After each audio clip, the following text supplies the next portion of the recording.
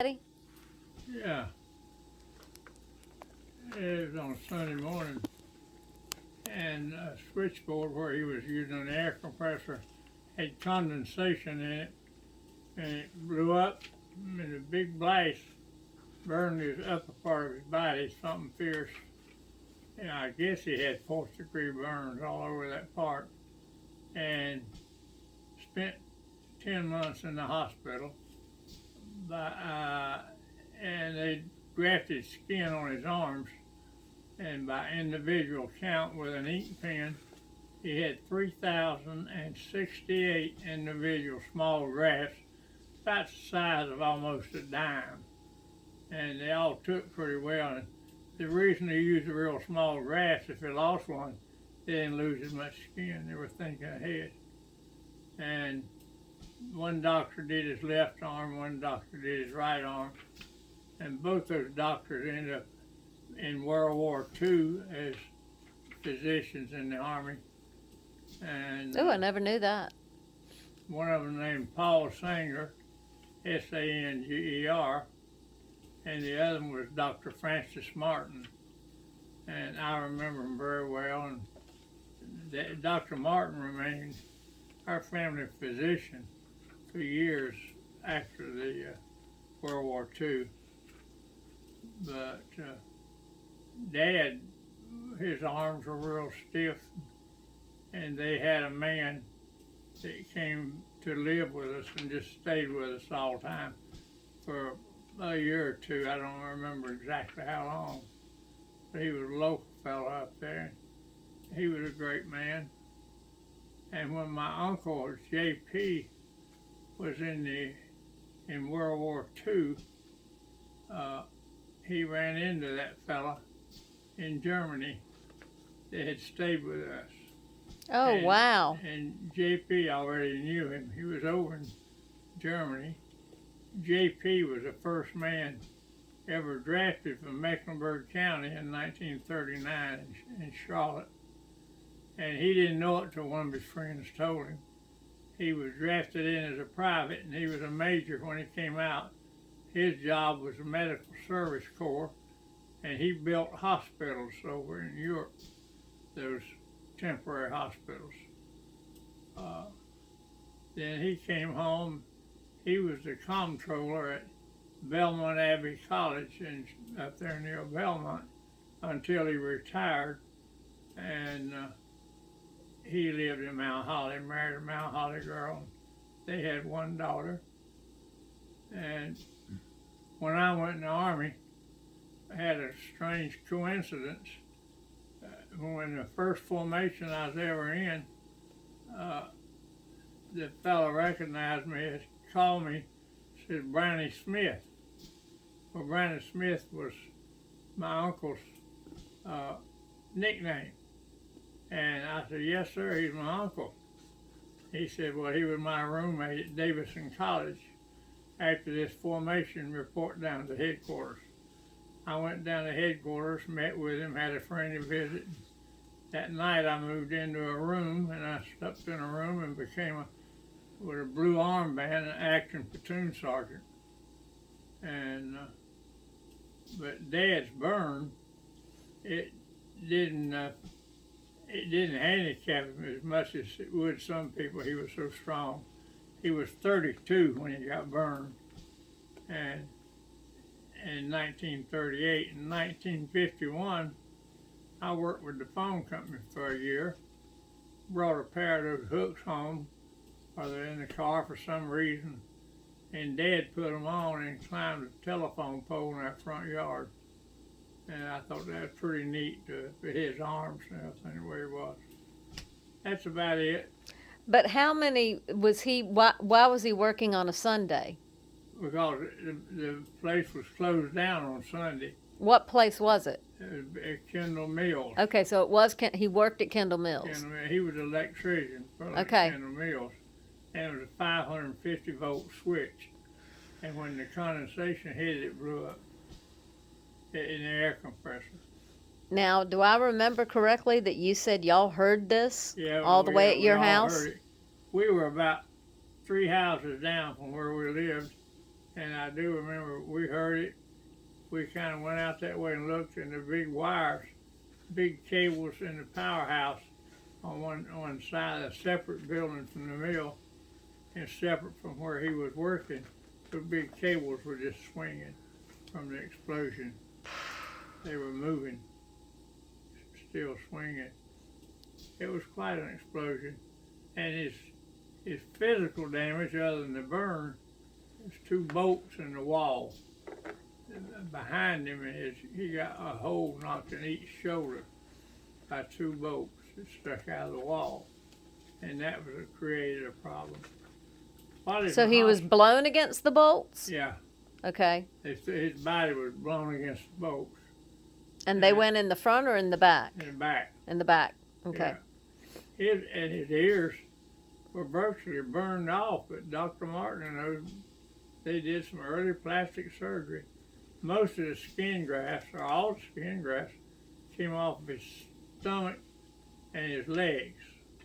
And he had an open sore on his leg till cortisone was created in the late 40s.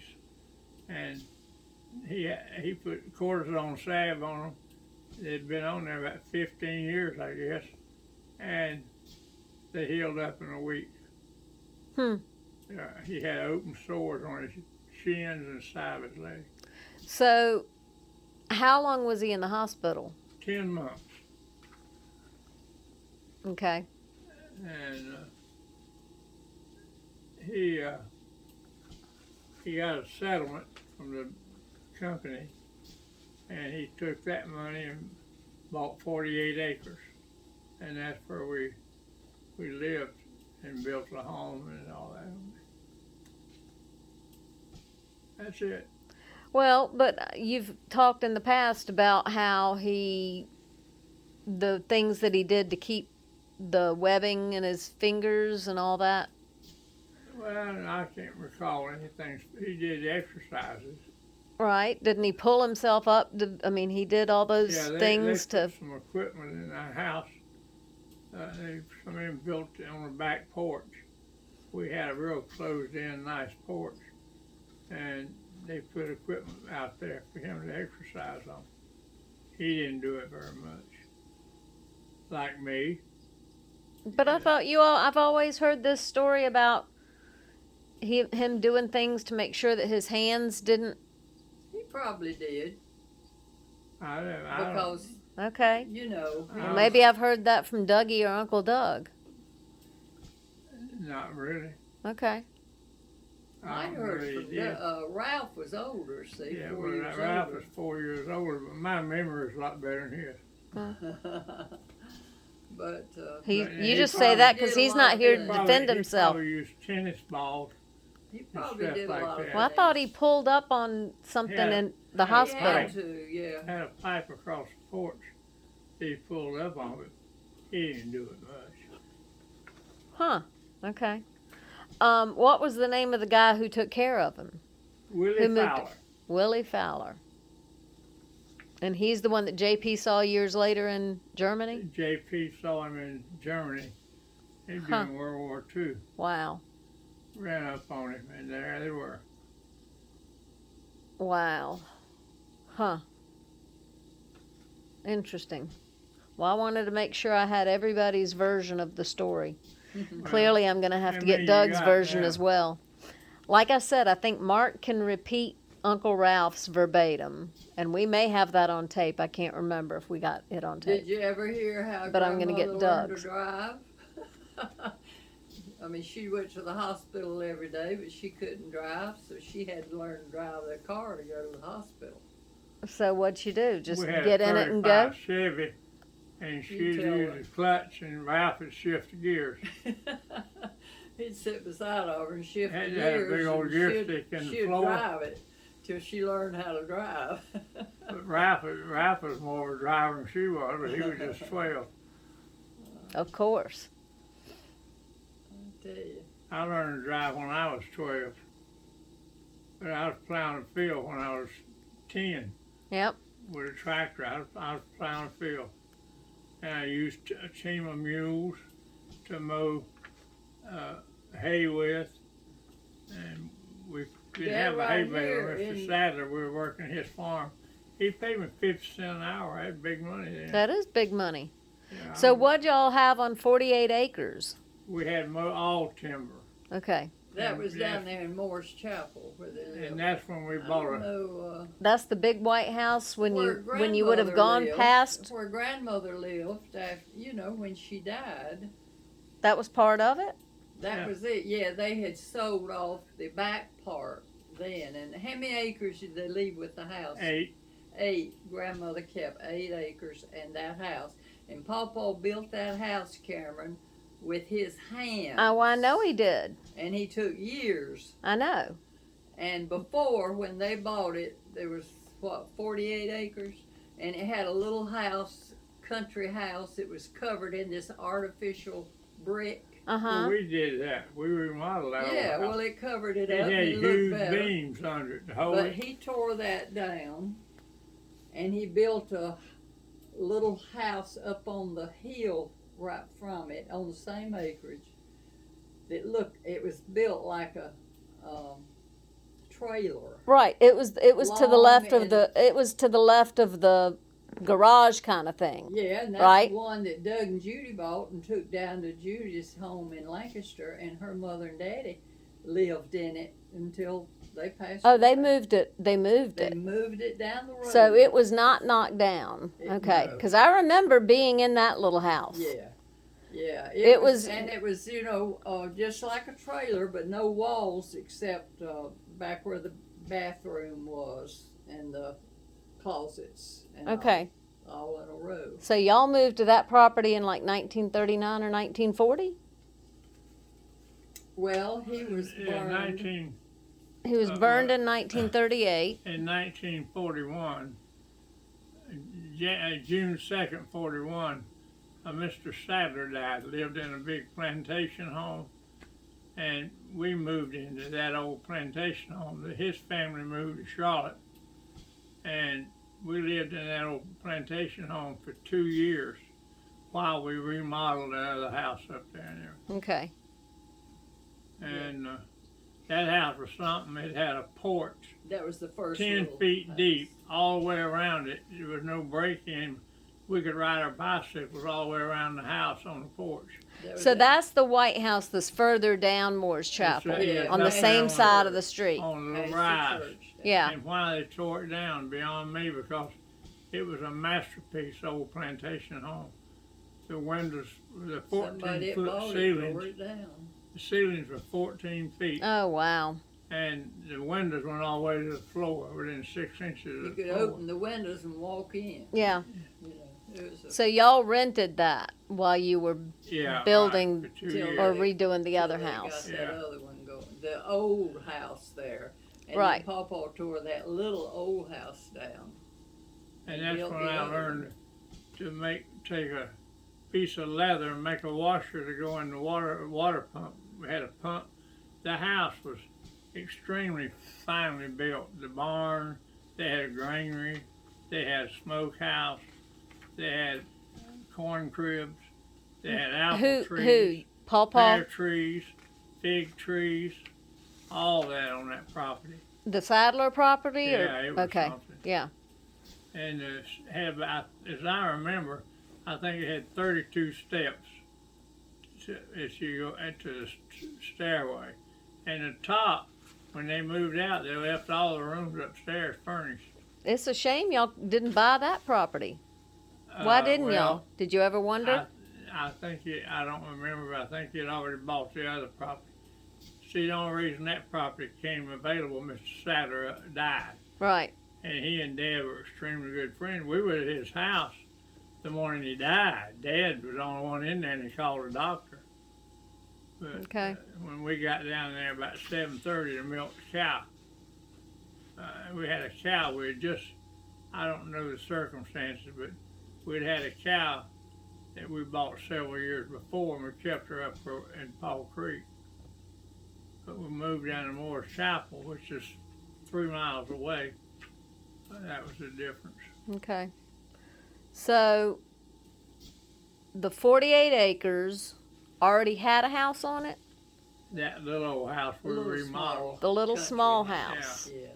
that And became Well, the there was a Thompsons' big- house. There was a big two-story house. no. There was a big two-story house on the property, but the heirs to Lundy Williams, Dad and they didn't go to court, but somewhere they separated. When he bought it, he bought part of the estate from one person, and so he bought the 48 acres. We had the house first, and then I don't remember the details, but we later split. We never did move into the big house.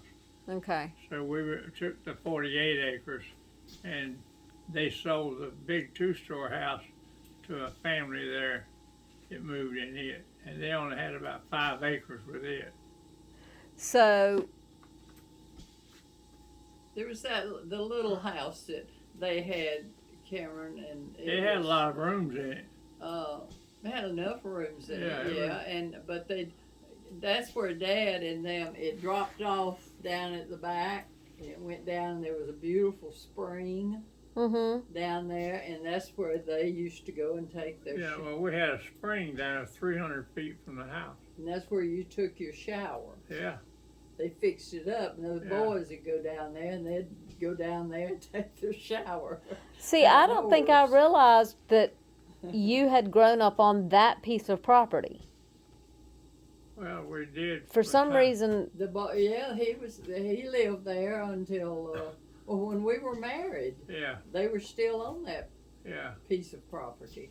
I lived there while you went to school for a year, and I worked for the telephone company. Yeah.